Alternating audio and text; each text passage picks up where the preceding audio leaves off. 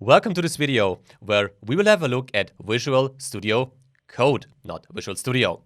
Visual Studio Code is a code editor, and we use it for quite a while now, and we like it actually. So we thought, why don't we have a look at it together now?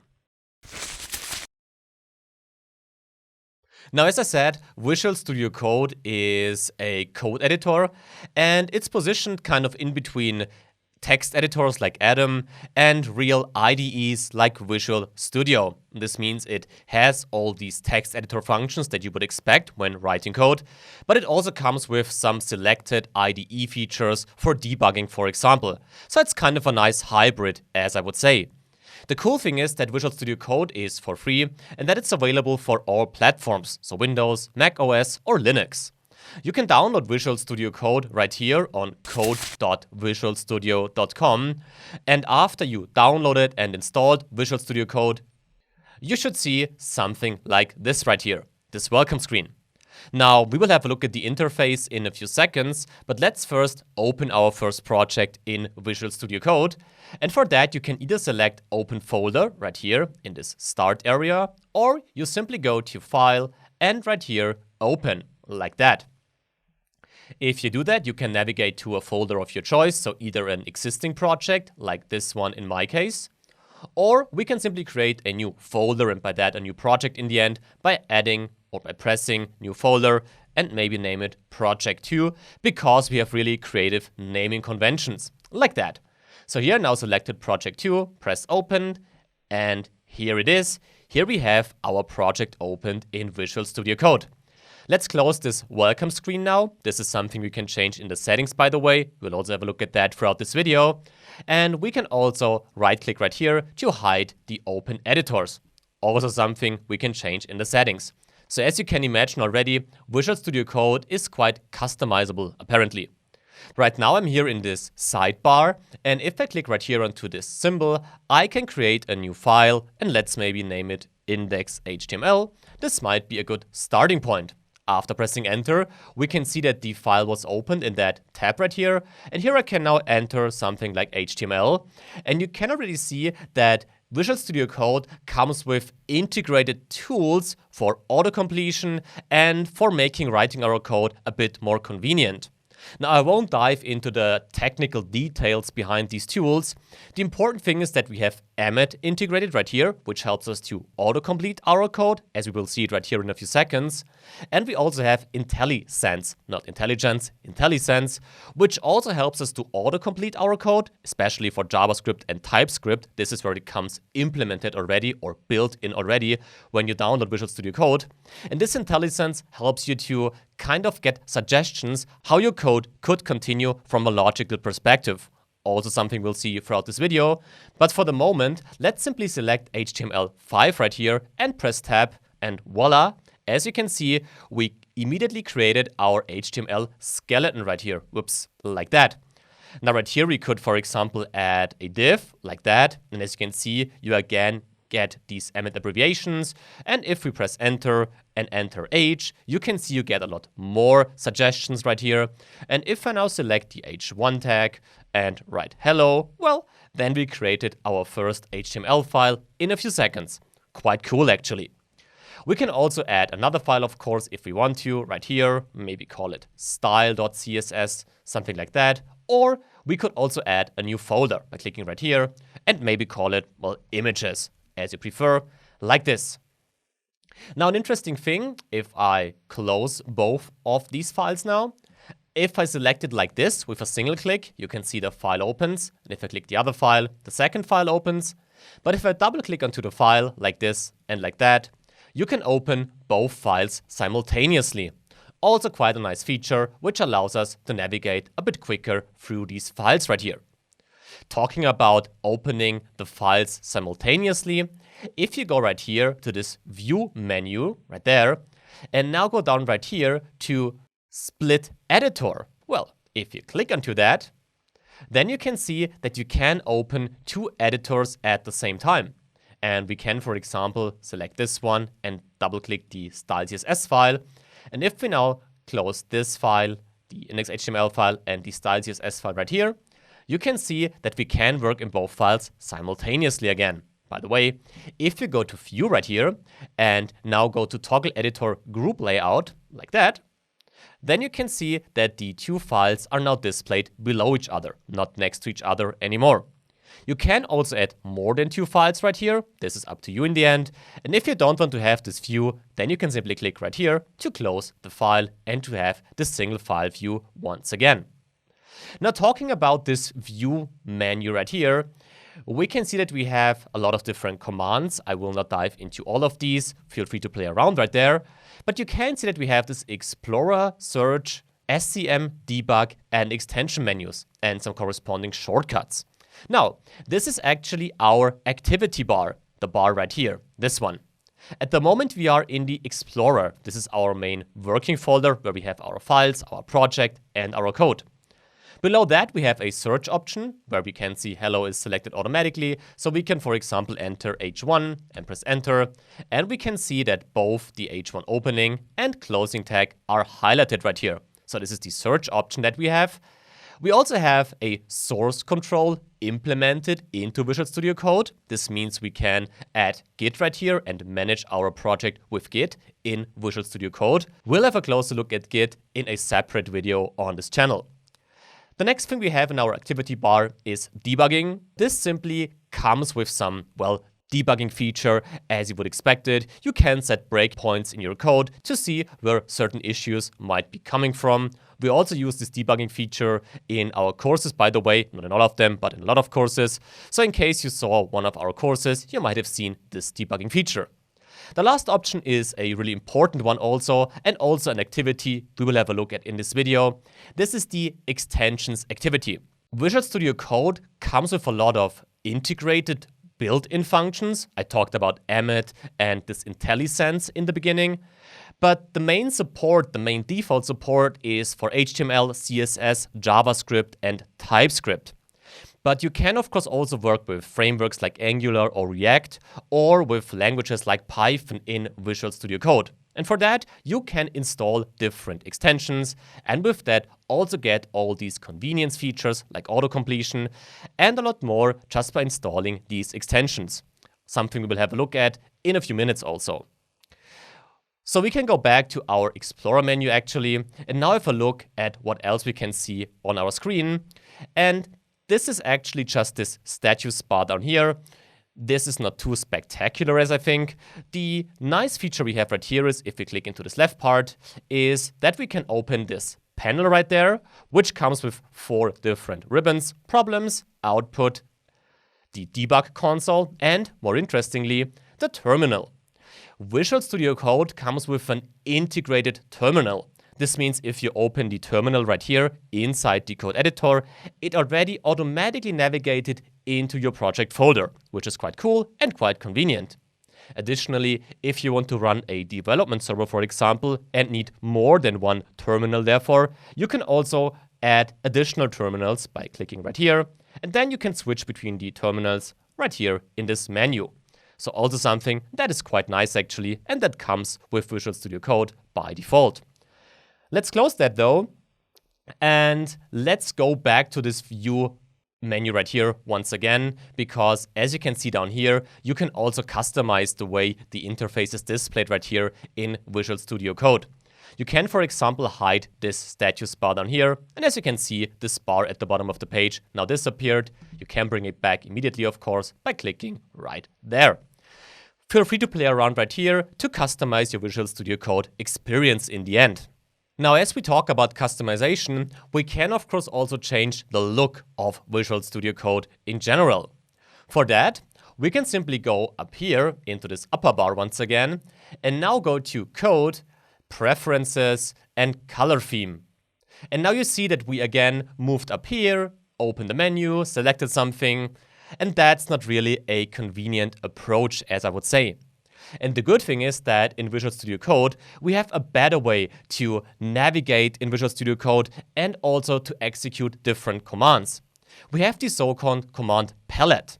Now we can open this command palette either by going up right here to View once again and clicking onto Command Palette, or right here, you can already see the shortcut right here On the Mac, it's Shift, Command, and P.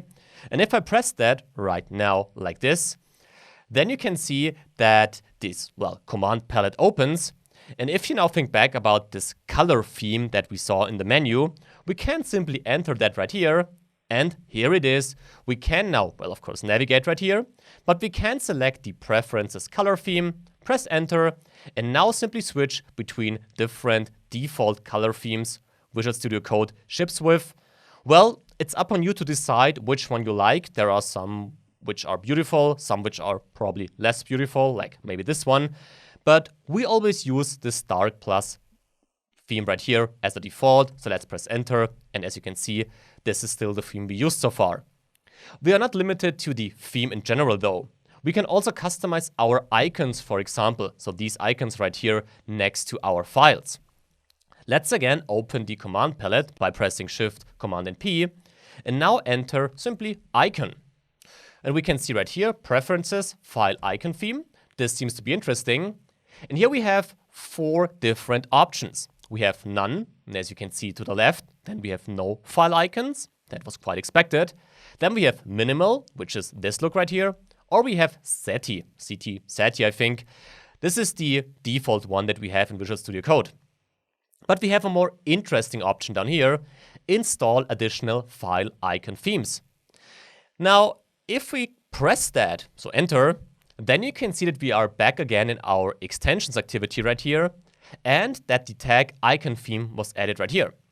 Now, if we delete that and add material icon, like that, then you can select this theme right there. So if you now press install right here, wait a few seconds, and then important, press reload to really kind of activate this theme right here. Then we can see that the icon theme was installed, which was also quite expected. But if we now go back to our Explorer, and now again enter our command palette, go to File Icon Theme, and now up here select the Material Icon Theme, then you can see that the icons changed already. So let's press enter, and as you can see, now our editor looks a bit more fancy, as I would say. So with that, we also customized Visual Studio Code a bit. Let's now have a look at the actual workflow once again. Because we already saw that right here we have this integrated emmet tool, which allows us to create the elements right here in HTML quite conveniently. I could also add an H2 element, anything like that. This works quite nice.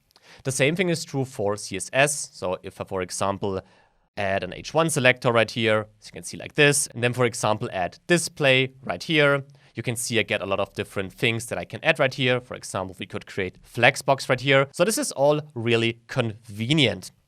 But the cool thing is that if we now go to JavaScript, for example, we can see a lot more of these convenience features. Before we do that though, let's make sure to save our changes, because these little bullets right here, so this one and that one, indicate that we didn't save our project, so we can press save right here and right there. Also something we can do in a more convenient way when we talk about the settings. So with that, we save that, and now I want to open a new project where we have some JavaScript code in it.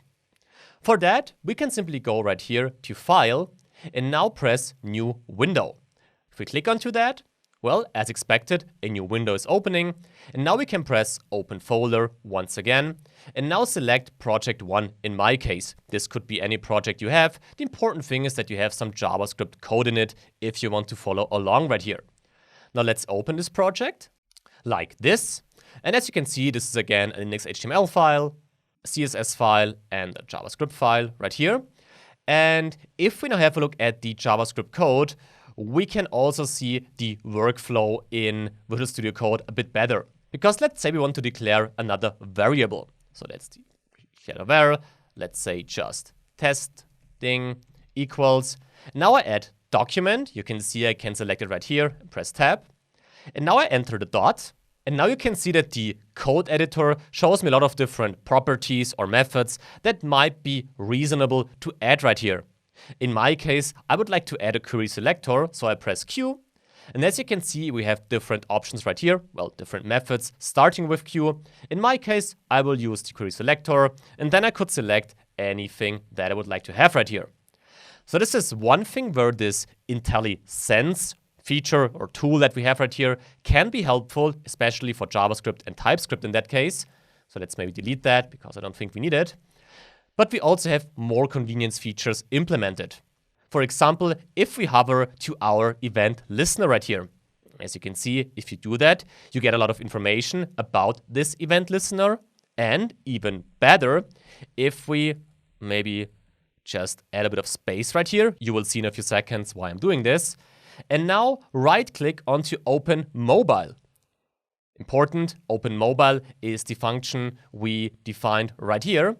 So if I right-click onto Open Mobile, I have a lot of interesting features. Let me show you just two of these now. And this is Go to Definition and Peak Definition. Go to Definition simply lets us jump to the, location in our code where this function was created, where this function was defined. But this might not be the most convenient solution. If you're in line 200 and then you jump back up again, probably not what you want if you just want to change the function name, for example. So if we go back right here, right-click once again, and now select Peak Definition, then we can see that we have this integrated window right here, which shows us that we are in the main.js file and in line 4, and right here we have our function definition. So if I now add an S, for example, right here, as you can see, I can really change the function name and also add this S right there. So let's select that. And if we now close that window, we can see that we have Open Mobiles right here and Open Mobiles up there. Don't forget to save the progress, by the way. So this is just a little bit of a preview how this integrated code completion, but also IntelliSense actually features help you to write the code in a more convenient way in Visual Studio Code. The problem is that these features are by default only implemented for HTML, partially CSS, JavaScript, and TypeScript, but you might want to use Visual Studio Code with other frameworks and languages. But the extensions we had a look at already help you there. If you go to the extensions down here, then you can either click right there and show the most popular extensions. For example, this one for Python. By the way, also an extension that we are using for Python. Or again, you can search right here. So you can, for example, type Angular Essentials, also an extension we are using. This one right here. And then if you hit install right there, you could install this extension. Important, if you scroll down right here, you can see that the Angular Essentials extension comes with other extensions which are part of this pack. So you get a list of these right here. And for example, down there you have this Prettier extension and Angular Inline. And well, as you see, a lot of other extensions that are integrated by default. So make sure to read through these details in case you want to know which extensions are coming with this package. Now, if you want to know which extensions we are using generally in our videos, this slide right here shows you all the extensions and also the themes we talked about. And as you can see, we don't use a lot of extensions, actually just because it makes it more difficult for us to show you what we do in the videos, because then you might not be able to follow along because you don't have a certain extension installed. So we keep it to a minimum normally, but this is actually everything you need to follow along our Academine videos. And with these extensions, you're actually prepared to work in Angular, Vue, React, and Python, and of course JavaScript and TypeScript. Of course, you can also uninstall extensions if you don't need them anymore. So if you go right here to your installed extensions, for example, go to the material icon theme, you can simply press uninstall and the extension is gone. So everything quite easy and quite fast. That's the cool thing about Visual Studio Code. Now let's go back to our Explorer right here and talk about another important feature, shortcuts. Because we already used the Shift, Command, and P shortcut to open our command palette right here. Now, if you go right here to shortcut, right there, you can open the preferences right here to open the keyboard shortcuts because, well, as you can imagine, Visual Studio Code comes with a lot of shortcuts right here. And now we could talk about a lot of different shortcuts and which one you should use or you could use and so on. The problem is, I think this is boring and not really helpful.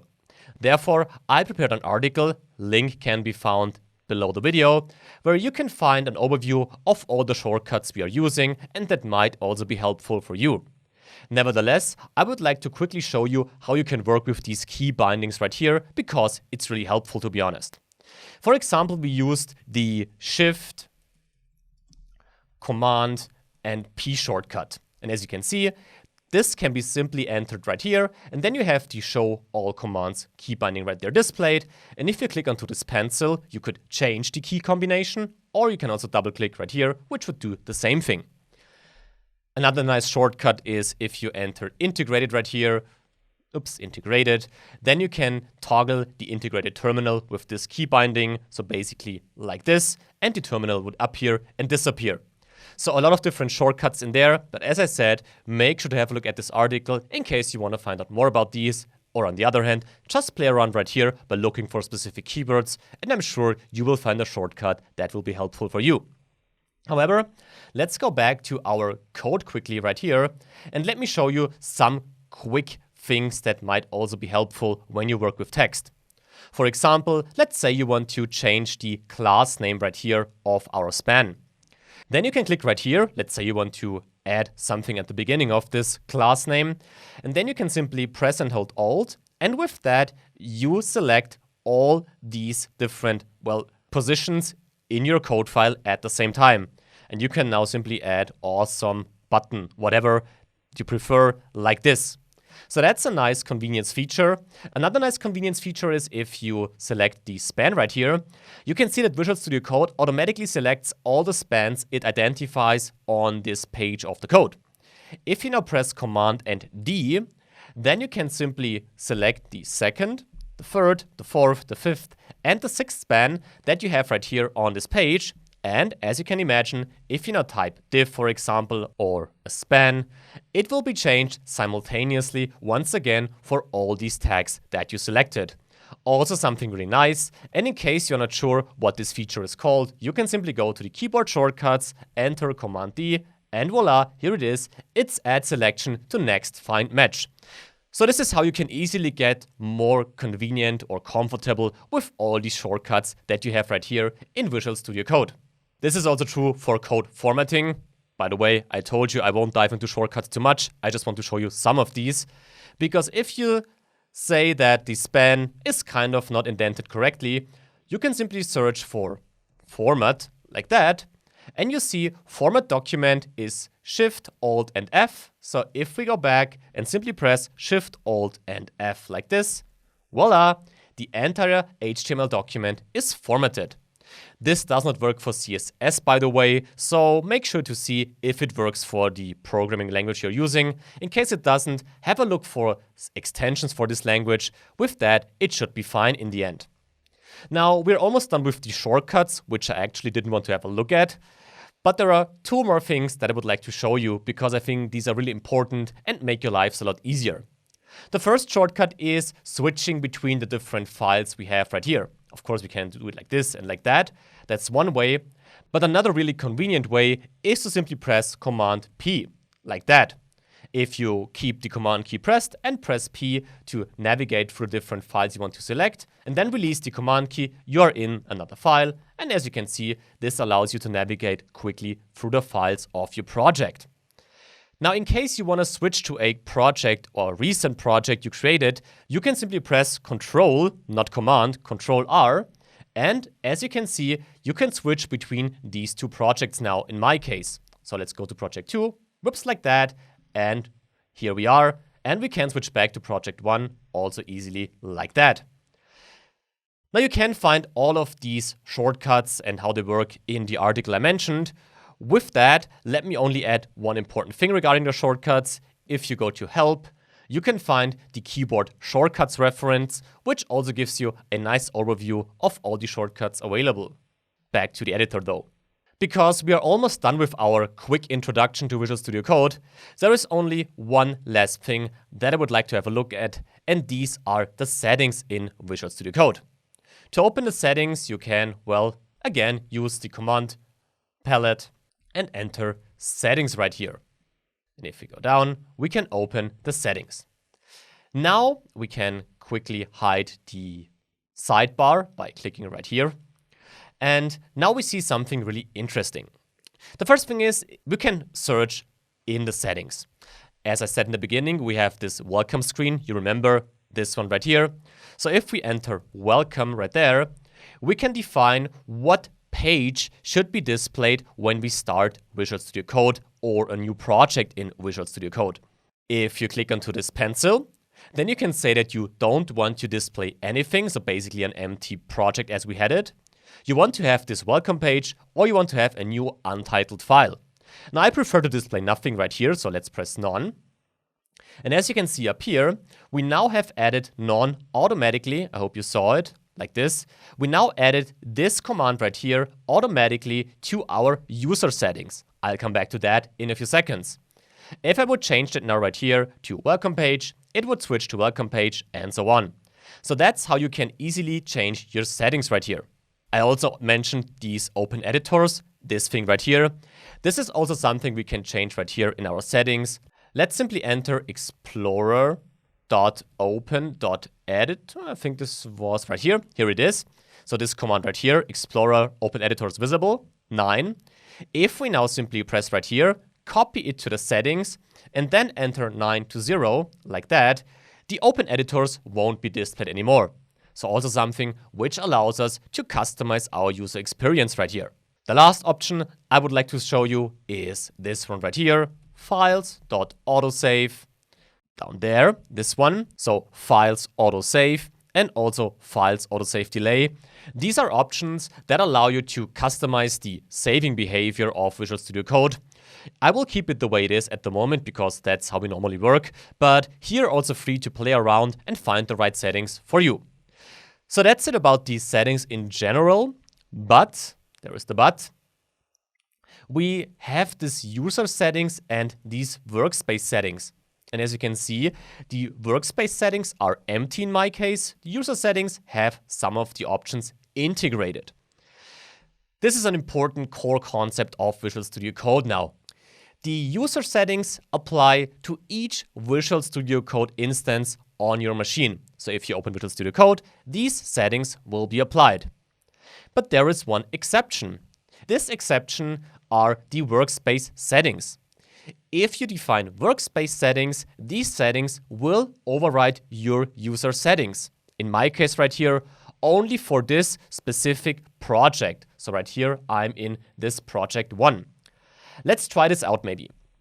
Because if I say I want to change the window zoom level, at the moment we have a level of 6. So let's go right here. Let's enter window zoom like that. Let's click right here, copy to settings, and let's maybe, and whoops, now we see it's at 0. So let's maybe say it should be at 4, something like that. Let's save this. Now you can see the zoom level is different. And now for this specific file, so only for this project, I added this workspace setting. The zoom level is set to 4. But if I now switch back to the other project we have with Ctrl R right here, we learned that. So let's switch back to project 2 right here. Then you can see that the zoom level is still at level 6. I can prove this to you if I open the settings also right here. Open the settings and hide the side navigation bar. You can see that the workspace settings right here are empty because we didn't add any workspace settings for this specific project. But for the user settings, we still have the zoom level of 6. So that's the first thing to keep in mind regarding the user settings and the workspace settings. But there is another really cool feature about these workspace settings. Because if we go back to our project right here, this one, where we added this workspace setting, and maybe close the setting now, and show this once again, and now go to File up here, and now say that we want to save the workspace, so this workspace right here, as. Then, if we click onto that, we can enter a name for this. I'll just call it whatever, our project, something like that. And now save this file right here. Then nothing changed, right? Well, let's see. Let's now first save maybe this file right here. And let's now close all our instances of Visual Studio Code, like that. And now let's navigate to the folder where we just saved our workspace to. So in my case, this was this projects folder. And as you can see, both project 1 and project 2 are on the same level as this workspace file right here. Now if I click onto this file, you can see that I'm back in my project. Not really spectacular. But if I now go to File once again, and now go to Add Folder to Workspace, you remember this was this option right here in the beginning on the welcome screen, like that. And now select Project 2 and press Add. Well, then you can see the following. We now have both projects right here in our editor, in our workspace.